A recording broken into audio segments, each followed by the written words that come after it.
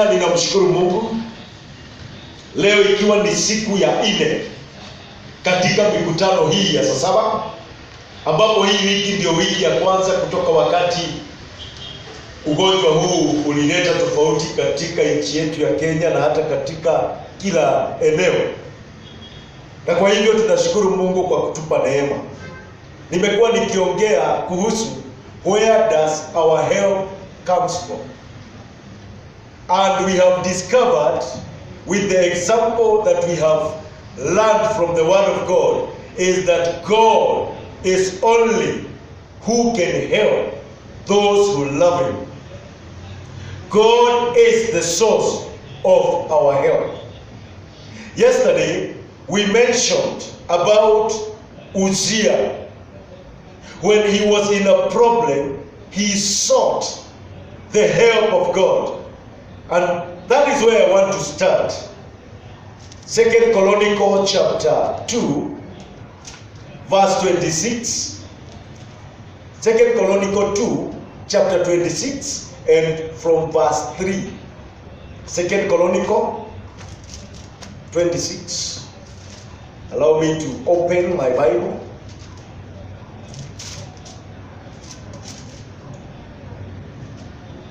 Verse 3 up to verse 7, so that we can understand, ama ili kwamba tuweze kuelewa kwa nini mtumishi huyu alipata kusema. Ndivyo anasema Uzziah was 16 years old when he became king, and he reigned in Jerusalem 50 years.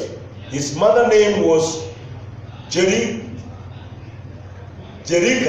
She was from Jerusalem. She did what was right in the eyes of the Lord, just as his father Amaziah had done. He sought God during the days of Zechariah, who instructed him in the fear of God. As long as he sought the Lord, he gave him success. He went to war against the Philistines and broke down the walls of Gath, Jabin, and Ashdod. He then rebuilt towns near Ashdod and elsewhere among the Philistines. God helped him against the Philistines and against the Arabs who lived in Gath, and against the Meunites. Maandiko yanaongea kuhusu huyu Uzziah. Uzziah ni mtumishi. Kwanza ametajwa akiwa mtu ambaye aliyempenda Mungu, aliyetumikia Mungu kwa moyo safi kama jinsi baba yake alivyotumika. Alitumikia Mungu. Na jana nikasema hivi, sisi zote tuna nafasi ya kuenda na kumwambia Mungu atusaidie. Wakati tuna shida, sisi zote tuna nafasi ya kwenda na kumwambia Mungu atusaidie. Lakini hata hivyo tukasema kuna kiwango. Kiwango ni kwamba ni uwe sawa sawa na vile Mungu anataka. If you want God to help you in times of problem, you have to stand right with him. Maana anasema huyu Uzziah alitumika akiwa mtu aliye sawa sawa, alisimama, he was upright. Na wakati alipata shida, alipomuita Mungu, Mungu alimsaidia. Mpendwa, hata leo kama unataka Mungu ukimuita akusikie, simama vizuri kama vile Mungu anavyotaka. Let me read verse 8 once again. No, verse 7. God helped him against the Philistines and against Arab who lived in Gabal and against the Meunites. Mungu akamsaidia. Neno letu la wiki hii, ni nani anaweza kutusaidia? Ni nani anaweza kutuokoa katika matatizo yetu? Maana anasema Uzziah alikuwa katika shida. Let me tell you. Hebu ndio usome historia ya Wafilisti. Walikuwa ni watu wabaya. Kila siku kuanzia wana wa Israeli walipotoka Misri, hawakutaka wafaulu. Siku zote Mfilisti, unaposikia Mfilisti akitajwa kwa Biblia, hakuwa anataka watu wa Mungu waendelee. Na Wafilisti hawana kinyume na neno hili na jambo hili ambalo linaendelea. COVID haina haja na wewe. COVID ikakumaliza na imalize watoto wako, na imalize biashara yako. Imeharibu hata biashara, imeharibu hata mambo. Angalia hata vile tuko. Ni hiyo tu imetuma. Mwingine yuko nyumbani maana anajikinga, na mwingine ni muoga, yani mambo yamebadilishwa na jambo hili. So Wafilisti hawakutaka mambo mazuri na wana wa Israeli, lakini nashukuru Mungu Uzia alijua pahali pa kukimbilia. Je, wewe unajua pahali pa kukimbilia? Wacheni tumkimbilie Mungu, atatusaidia. Jana nilisema hata kama kuna ugonjwa huu, wale watamkimbilia Mungu hakuna mmoja atapotea. Wale watamkimbilia Mungu hakuna biashara zao zitaharibika, badala yake zitapanuka katika jina la Yesu. So Uzia akamkimbilia Mungu naye Mungu akamsaidia. Mpendwa, tunaye Mungu ambaye anaweza kutusaidia. Nataka niende mfano wa mtu mwingine aliyeomba msaada kwa Mungu. Twende tu mbele, 2 Chronicles 32 from verse 7 and 8. Tuone mtu mwingine naye jina lake ni Hezekia. Ninashukuru Mungu, kila mtu ambaye aliitwa mtumishi wa Mungu alijua pahali pa kukimbilia. Let me tell you, in this life hautakosa hatari. In this life you are living, hautakosa mambo yanakusumbua, utakutana nayo. Lakini je, ukikutana nayo utakimbia wapi?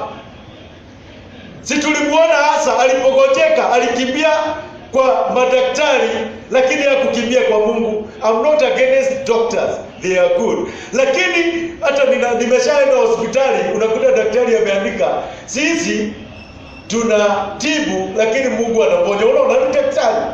Ni daktari ambaye amesomea kazi hiyo. Anasema sisi tunatibu lakini yule ambaye anaponya ni Mungu. So huyu Hezekia, huyu Asa alikimbilia madaktari, lakini Mungu akaandika akasema mtu huyu hakunitafuta. Mtu huyu alikataa kunitafuta. Nasikia kabla sijasoma hiyo, nirudi tena nisome kuhusu Asa. Let me read 2 Chronicles 16 and verse 12. What does the Bible say? 2 Chronicles 16 and verse 12. What does the Bible say? Kuhusu Asa. Maandiko yanasema, in the 39th year of his reign, Asa was afflicted with a disease in his feet. Though his disease was severe, even in his illness, he did not seek help from the Lord, but only from the physician. Verse 13. Then in the 41 year of his reign, Asa died and rested with his fathers. Unaona? Kwa hivyo inaonyeshana vizuri, huyu ndugu alikufa juu ya ugonjwa. Na alikufa juu ya ugonjwa maana hakumtafuta Mungu. Maandiko yakiandikwa hivyo yanamaanisha kama angemtafuta Mungu, Asa angeishi miaka kidogo zaidi, ambayo hatujui. Hiyo ni siri ya Mungu. Kama angemtafuta Mungu, hangekufa kwa hiyo 41 year, angekaakaa. Ndio unaona maandiko yanakuwa very specific. Maandiko yanasema alikuwa mgonjwa lakini hakutafuta Mungu. That means angemtafuta Mungu angepona. Wapendwa, tumtafute Mungu kama tunataka kupona. Hata hii COVID haitatumaliza. That's what I'm saying. I'm declaring that for everyone who will go to God seeking for help, hawataharibiwa na ugonjwa. Yeyote atamwendea Mungu kwa roho safi na kunyenyekea na mwambie Bwana tuokoe na hii janga, let me tell you, wataimagine to be winner. Lakini wale watakuwa kama Asa, hawana shughuli na Mungu, let me tell you. Wacha sitabiri vibaya, lakini kuna tofauti ya mtu anayetafuta na mwenye atafuti. Maandiko yanasema atafutaye upata, abishaye hufunguliwa. Haleluya. Aitanaye huitika. Anaitana huwa anaitikwa. Hiyo ni formula ya Mungu. You have to seek if you want to find. So huyu ndugu hakutafuta akakufa. Mimi naweza sema akakufa kama mchinga. Maana kama angetafuta Mungu angeishi. Haleluya. Angeishi tena. 2 Chronicles 32 verse 7 and verse 8. I want us to see another example of a man who went to God and sought for his help. Be strong and courageous. Do not be afraid or discouraged.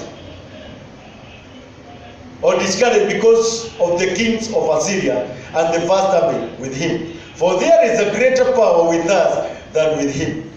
With him is only the arm of flesh, but with us is the Lord our God, to help us and to fight our battles. Hapa tena ni Hezekia, ilikuwa ni wakati wa shida. Kulikuwa na maadui waliowakabili. lakini alipata kujua Mungu aliye upande wao. Anasema usife moyo, usiogope juu ya majeshi hawa ambao wamekukabili, maana upande wetu tunaye Mungu. Haleluya! Naongea kuhusu Mungu tunayemhubiri, ni Mungu ambaye anauweza katika jina la Yesu. Anaambiwa kwamba tunaye Mungu ambaye anaweza kutusaidia. My brother, my sister, katika wakati huu wa hatari, nilikuwa nikihubiri Jumapili, maana tulifungua kanisa letu Jumapili rasmi, na nilikuwa nikiwaambia kwamba ni Mungu peke yake anaweza kutusaidia. Only God can help us. Only God anaweza kutuokoa katika shida ambayo tulionayo. Na hivyo ndivyo nasema, Mungu tu ndiye anaweza kutusaidia katika shughuli hii. Mungu ndiye anaweza kusaidia kama mtu binafsi. Mungu ndiye anaweza kusaidia kama familia. Mungu ndiye anaweza kusaidia kama kanisa. Nilikuwa nikuambia kanisa hata ndio limeathirika sana. Kanisa ndio limeathirika sana. Lakini tukimuomba Mungu atapata kutusaidia. Allow me to repeat so that I can go to another example of a man who asked help from the Lord. Verse 7. Be strong and courageous. Do not be afraid or discouraged because of the king of Assyria and the vast enemy with him. For there is a greater power with us than with him. Hallelujah. Tunaye Mungu aliye na nguvu. Hata katika hii COVID, usiogope sana, even though ninasema uwe mwangalifu. Kuna tofauti ya kuogopa na kuwa mwangalifu.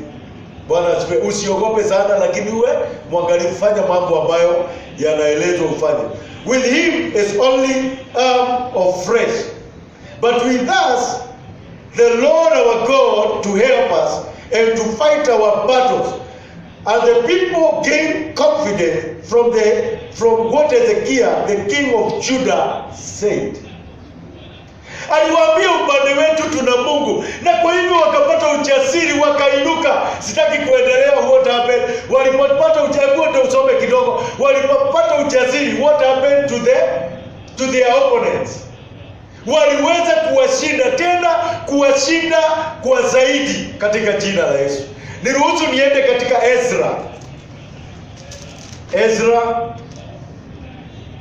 Acha nifungue Ezra 5 aya yake ya 2. Niruhusu nifike hapo. Ezra 5 and verse 2. Hapa tunamuona mtu anaitwa Jeshua na Zerubabeli. Maandiko yanasema hivi: Then Zerubbabel, son of Shealtiel, and Joshua, son of Jozadak, set to work to rebuild the house of God in Jerusalem, and the prophets of God were with him, helping them. At that time, Jemtai, governor of Trans-Euphrates, and Sheptar-Bozenai and their associate were with them and asked, Who authorized you to rebuild this temple and restore this structure? They also asked him, What are the names of the men constructing this building? But the eye of God was watching over the elders of the Jews, and they were not stopped until a report could go to Darius and his written reply to be received. This is a copy of letter that Jemtai, governor of Trans-Euphrates, and nataka niseme ya kwamba Maandiko yanasema hao watu walipotaka kujenga nyumba ya Mungu, kuna watu ambao waliwaangalia na macho mabaya. Kuna watu waliwazuia kutokufanya kazi ambayo Mungu alitaka wafanye. Lakini Maandiko yanasema macho ya Mungu yalikuwa juu yao. Yalikuwa juu yao, na mpaka walipomaliza, na mpaka walipojenga nyumba ya Mungu, na mpaka watu waliposimama na kusimama nao, mpaka mfalme akasimama nao. Mpendwa, ukimtafuta Mungu atakusaidia hata maadui wakiinuka namna gani. Hata maadui wakikuinukia kwa njia gani, Mungu atapata kukusaidia katika jina la Yesu. Mpendwa, ninataka kusema tunaye Mungu ambaye anaweza tusaidia. Hata saa hii mambo ni magumu sana.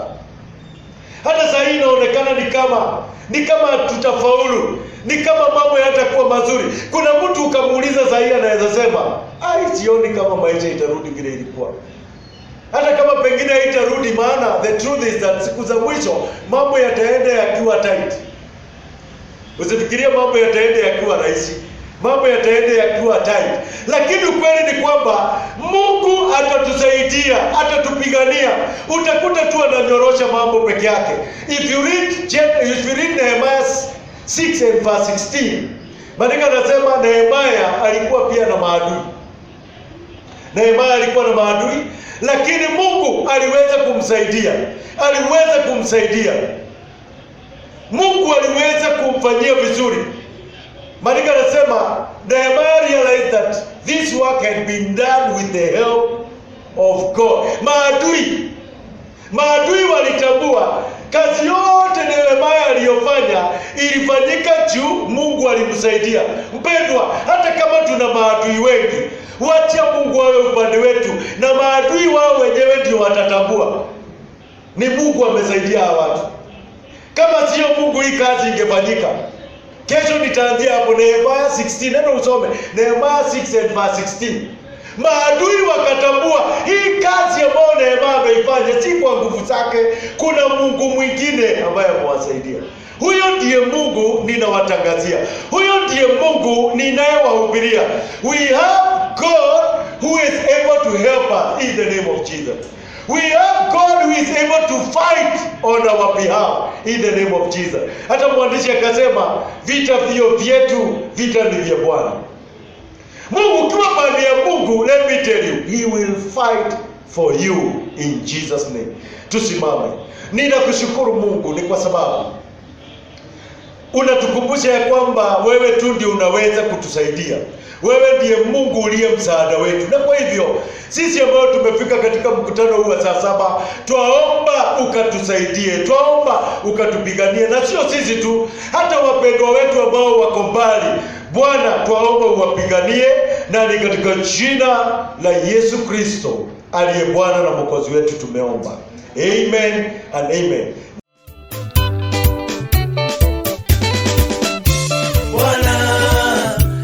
Nikutukuze wewe Bwana, wacha nikuimbie Bwana, wacha nikusifu